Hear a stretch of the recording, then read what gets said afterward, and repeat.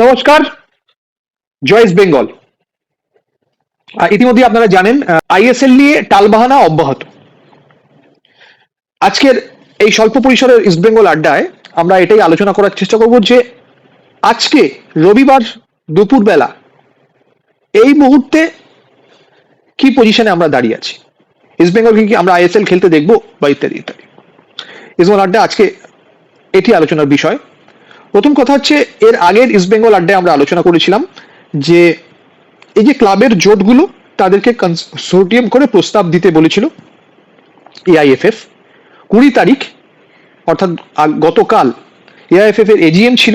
সেই এজিএম এ প্রস্তাব তো পেশ করা হয়েছে, কিন্তু প্রস্তাবটা সরাসরি নাকচ হয়ে গিয়েছে।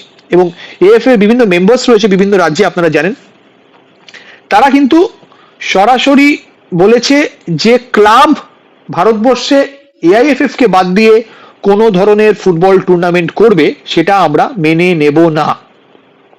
এবং ওই 10 কোটি টাকা একটা দেওয়া হচ্ছে যার কোনো ভবিষ্যতে মূল্য থাকবে না, সেটার কোনো মানে হয় না।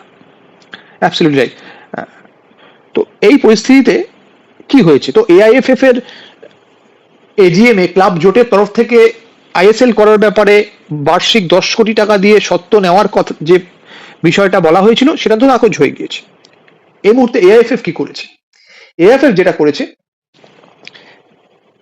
এআইএফএফ গোয়ার যে সভাপতি, Goa football federation mind you, Kerala football ফেডারেশনের যে সভাপতি এবং ওয়েস্ট বেঙ্গল ফুটবল ফেডারেশন বা আইএফ এর যে সচিব, এই তিনজনকে, আইএফ এর সচিব মানে অনির্বাণ দত্ত, এই তিনজনকে দায়িত্ব দিয়েছে পুরো ব্যাপারটা ওভারভিউ করার জন্য এবং একটা রিপোর্ট বানানোর জন্য কিভাবে আইএসএলটা শুরু হতে পারে। ঠিক আছে, এবং তারা কয়েকদিনের মধ্যে বিষয়টা তৈরি করবে, করে তারা জানাবে। একটা কথা মনে রাখবেন, বিষয়টা কিন্তু আইএসএল যে আটকে আছে সেই বিষয়টা কিন্তু বিচারাধীন বিষয় সুপ্রিম কোর্টে। মূল সিদ্ধান্ত কিন্তু মহামান্য আদালত নেবেন। এগুলো কিন্তু সবই প্রস্তাবের স্তরে। আদালতে প্রস্তাব পেশ করা যেতে পারে যে এইভাবে হবে। হ্যাঁ, যদি একটা জায়গায় ক্যামেরাটা স্ট্যান্ড স্টিল করো তাহলেই হবে, একটা কোনো কিছু সাপোর্ট নিয়ে নাও তাহলেই হবে। তো এই জায়গায় দাঁড়িয়ে আছে। অর্থাৎ আপনি যদি বলেন এটা কি দাদা বিষ বাও জলে, আপনি কিন্তু আমার মতে ভুল বলছেন না। তার কারণ হচ্ছে যে আইএসএল নিয়ে still now there is no headway. কোন রকমের কোনো রাস্তা সামনে দেখা যাচ্ছে না। এই পরিস্থিতিতে আমরা আজকে রবিবারে দুপুরবেলা রয়েছি। বিয়দা, কিভাবে ব্যাখ্যা করা যেতে পারে? জয় ইস্ট বেঙ্গল। জয় ইস্ট বেঙ্গল। ব্যাপারটা হচ্ছে আইএসএল নিয়ে বলার আগে আমি একটা বলি, দেখো এই অন্ধকারাচ্ছন্ন ফুটবলের, ভারতীয় ফুটবলের মধ্যেও কালকে একটা স্বর্ণ দিন গেছে আমাদের ভারতীয় ফুটবলে, যেখানে ইস্ট বেঙ্গলের মেয়েরা সাব ক্লাব কাপ চ্যাম্পিয়ন করে হয়ে আসলো বিদেশের মাটিতে।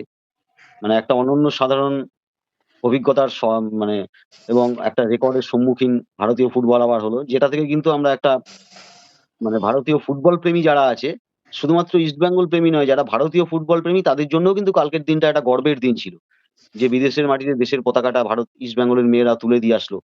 অতীতেও ইস্ট বেঙ্গল পঞ্চম, ক্লাব এটা করেছে হ্যাঁ, এবং কালকে নিয়ে এটা পঞ্চমবার অতীতে হলো। পুরুষ দল করেছে 4 বার করেছে, মহিলা দল 5 বারের মতো আবার সেটা করে দেখালো। এবং ভারতের কোনো ফুটবল ক্লাবের এই রেকর্ড নেই, এবং আগামী ভারতের ফুটবলের যে অবস্থা আগামী 10-20 বছরের মধ্যে হবে বলে মনে হয় না। হ্যাঁ, কি হবে সেটা তো ভবিষ্যৎই বলবে, তবে হ্যাঁ, এটা করা খুবই ডিফিকাল্ট, অনেক কষ্টার্জিত। আমি এটাই আশা করব, ভারতীয় ফুটবল যারা ভালোবাসে এবং নিয়ন্ত্রক সংস্থা যারা আছে, আমার মনে হয় তারা যদি ভারতের মহিলা ফুটবলের প্রতি একটু সুবিচার করে, তাহলে মনে হয় আমরা ভবিষ্যতে, এটা আমার ধারণা, যে বিশ্বকাপ ফুটবলে হয়তো পুরুষদের আগে মহিলার দলকেই আমরা দেখবো বিশ্বকাপের মঞ্চে। তো কালকে এটা আমাদের জন্য গর্বের দিন ছিল। তো এটাকেই পাথেয় করে আমাদের ভবিষ্যতে ভারতীয় ফুটবলকে চালনা করতে হবে। যেটা হচ্ছে এখন পুরুষ ফুটবল টিমের যে একটা অচল অবস্থা চলছে, এই অচল অবস্থা থেকে বেরিয়ে আসবার উপায়টা কি, এই উপায়টা এখনো কেউ বার করে দিতে পারেনি। তো এখন যা পরিস্থিতি চলছে, এই ক্রিসমাসের ছুটি পড়ে গেল, এরপরে নিউ ইয়ার শুরু হয়ে যাবে। এখনো ফুটবলটা কবে হবে এবং কিভাবে হবে সেটার কোনো রূপরেখা বা দিশা দেখাতে পারেনি। এবার ঘটনা হচ্ছে কি, দেখো অনেক ক্লাব কিন্তু এবছর এখনো টিম তৈরি করেনি। জানুয়ারির ট্রান্সফার উইন্ডো কিন্তু শুরু হয়ে যাবে, উইন্টার ট্রান্সফার উইন্ডো যেটা। এই উইন্টার ট্রান্সফার উইন্ডোতে যদি কোনো টিম যারা তৈরি করেনি, তারা যদি প্লেয়ার তুলতে না পারে, তাহলে তারা কি ফুটবলটা খেলবে? এখানে কিন্তু একটা বড় প্রশ্ন চিহ্ন আছে। তো এখন যেটা পরিস্থিতি দাঁড়িয়ে আছে, তুমি যেটা ব্যাখ্যা করে দিলে যে একটা কমিটি তৈরি করে দিয়েছে AIFF, সেই কমিটির কাজ হচ্ছে ফ্র্যাঞ্চাইজি দলগুলোর সঙ্গে কথা বলে একটা আ রূপরেখা বার করে নিয়ে আসা, কিভাবে শুরু করা যায় সেটা AIFF কে দেওয়া হবে। AIFF সেটা নিয়ে আবার কোর্টে যাবে। AIFF সেটা কোর্ট থেকে পাস করাবে। তারপরে সেটা চালু হবে। কবে হবে? তার স্পন্সর কে হবে? পয়সা কোথা থেকে আসবে? ব্রডকাস্টিং পার্টনার কে হবে? এক্স্যাক্টলি। এসব করতে, করতে বহুদিন চলে যাবে। জানুয়ারি মাসে হয়তো শেষ হয়ে যাবে। প্রশ্নটা হচ্ছে এইখানেই। দেখো, যারা ক্লাব ফুটবল, যেমন ইস্টবেঙ্গল বলো, ক্লাব ফুটবল, মোহামেডান বলো, মোহনবাগান অ্যাথলেটিক ক্লাব ফুটবল একটা টাইমে খেলতো, কিন্তু এখন তারা একটা ফ্র্যাঞ্চাইজির সঙ্গে যুক্ত হয়ে গেছে। যুক্ত হয়ে গিয়ে একটা ফ্র্যাঞ্চাইজি টিমে পরিণত হয়েছে। বাকি আর যারা আছে সবাই হচ্ছে ফ্র্যাঞ্চাইজি টিম। তারা ফুটবল খেললো কি না খেললো তাতে কিন্তু কিচ্ছু যায় আসে না। এক্স্যাক্টলি। সমর্থক তাদের, কিন্তু এই যে ক্লাব বেস যে টিমগুলো সমর্থক বেস যে টিমগুলো আছে আমাদের ইস্টবেঙ্গল বলো, মোহামেডান এদের কিন্তু একটা দায়বদ্ধতা থাকে সমর্থকদের প্রতি। এরা কিন্তু অ্যাবসলিউটলি। ফুটবলটা খেলতে পারে। সুতরাং 10 বছরের গ্যারান্টিটা নেবে কে? Mumbai City FC, FC Goa, Kerala Blaster, এরা 10 বছরের গ্যারান্টি নিতে পারবে বলে আমার মনে হয় না, বা ব্যাঙ্গালোর। জিনিসটা লাভজনক না হলে এরা হয়তো ফুটবলটাই চালাবে না, কিন্তু ইস্টবেঙ্গল তারা মোহনবাগান তো কোনোদিন বন্ধ হতে পারবে না। বন্ধ হতে পারে না। তারা মনে করতেই পারে যে সামনের বছর আমরা ফুটবল টিম করব না। তা নাই করতে পারে। হ্যাঁ। তখন কে চালাবে? হ্যাঁ। প্রশ্নটা হচ্ছে এইখানেই। এইজন্যেই ভারতবর্ষের ফুটবল সংস্থার দ্বারা নিয়ন্ত্রিত ফুটবলটা করতে হবে। কোর্ট এটা বলে দিয়েছে। কারণ ক্লাব জোটের যেখানে মানে তারা আজ আছে কাল নেই, সেখানে ঠিক। ফুটবলটার ভবিষ্যতের গ্যারান্টিটা কি করে দেবে তারা? প্রশ্নটা হচ্ছে এইখানেই। এবং এখানে এইজন্যই একটা, এখানে ইন্টারেস্টিং ব্যাপার তুমি খেয়াল করেছো কিনা জানি না, খবরে আমি এটাও এসছে যে সেখানে নাকি দু একটা ক্লাব, এজিএম এ উপস্থিত ক্লাব, দু একটা ফুটবল ফ্র্যাঞ্চাইজি, তাদের মধ্যে একটি পার্টিকুলার ফ্র্যাঞ্চাইজি তারা আইএফ এর সঙ্গে বাদানুবাদে চলে গেছিল, যেহেতু আইএফএ বলেছে যে এইরকম ভাবে কখনো কোনো ফুটবল টুর্নামেন্ট দেশে হতে পারে না।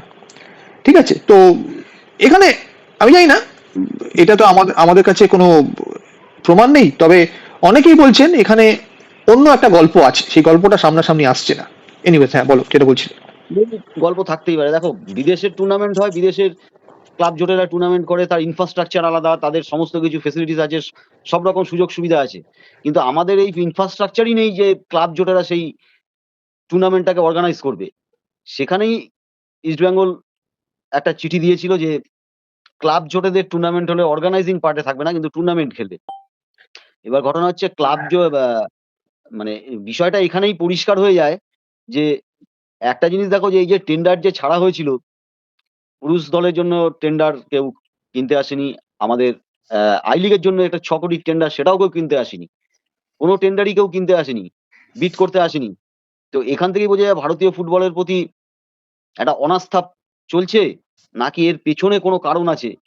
এটা তো আমরা এখান থেকে বসে বলতে পারবো না। ভবিষ্যতে হয়তো সেটা জানা যাবে। মেবি থাকতেও পারে, যেটা অনেকে বলছে যে পিছনে কোনো কলকাঠি নাড়া হচ্ছে। হতেও পারে, অসম্ভবের ঠিকই, কিছু নেই। ঠিকই, সেগুলো আমরা ভবিষ্যতে জানতে পাবো। আরেকটা কথা আমরা শেষ করার আগে বলি, ইস্টবেঙ্গল একটা, কালকে ইস্টবেঙ্গলের প্রতিনিধিরা ছিল না যতদূর জানতে পারলাম, কিন্তু একটা চিঠি দিয়ে পরিষ্কার জানিয়ে দিয়েছে যদি এআইএফএফ ফুটবল টুর্নামেন্ট করে, ইস্টবেঙ্গল আছে আছে আছে। অতীতেও ছিল, এখনো থাকবে, ভবিষ্যতেও থাকবে। এই হচ্ছে ব্যাপার। নতুন করে এখনো পর্যন্ত যেটা বললাম, দের ইজ নো হেডওয়ে, কোনো রকমের কোনো দিশা এখনো দেখা যাচ্ছে না। আমরা এই বিষয়টা নিয়ে লাগাতার আলোচনায় থাকবো, ডেভেলপমেন্ট গুলো আমরা আপনাদের সঙ্গে আলোচনা করব। আপাতত এই পর্যন্তই। ভালো থাকবেন, দিনটা আপনাদের ভালো কাটুক। জয় ইস্ট বেঙ্গল। জয় ইস্ট বেঙ্গল।